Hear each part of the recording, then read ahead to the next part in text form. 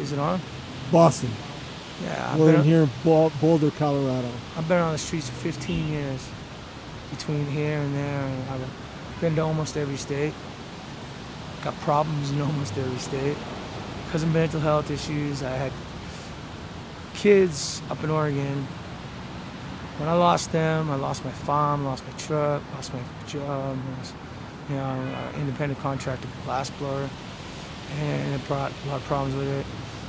And so did my, let's say, addictions and just depression and this and that. Just starting to work on it, try to pull some stuff together. You told me it's easier said than done, though. What happened in your childhood? You just well, when I lost my family, my mom and her boyfriend were found in trash bags. We were dealing with bike clubs at the time, and something went wrong. Trust was lost. 5 years old. And you found your mom dead in the trash bag. Yep, they did. I didn't find her. Oh, they did. The cops did, and found her car in the junkyard, burnt. So I moved in with my grandparents, which is a very alcoholic, dysfunctional family. When I was old enough to make a step, I made a step. I left to follow the Grateful Dead for a while.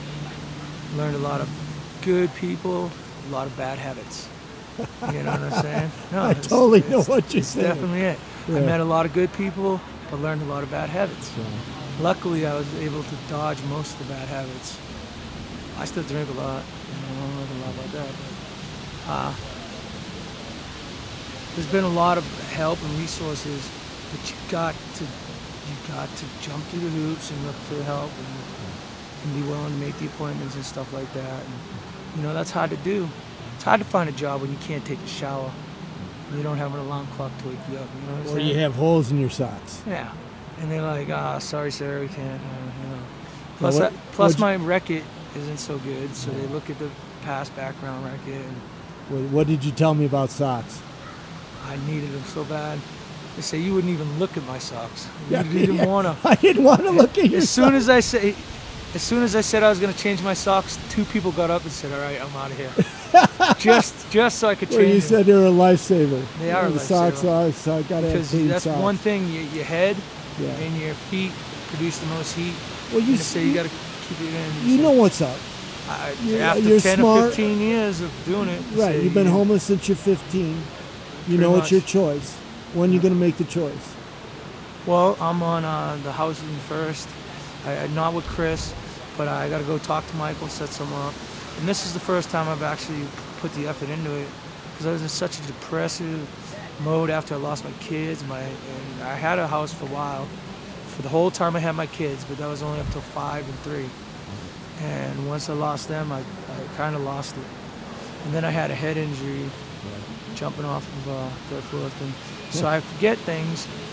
I'm still as sharp, but I just don't remember certain things. If you had 3 wishes, what would they be? I wish my family, as my children and everything, is going to be all right. I know they'll make it by. She made the right decision. I was into some bad things at a long time.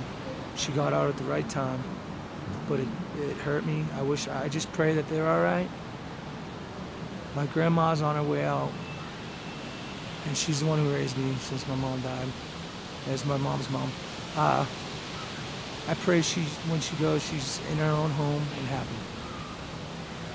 Third wish is that I can make a difference and pull something to where I could be able to offer people, not only in my position, in other positions, an option.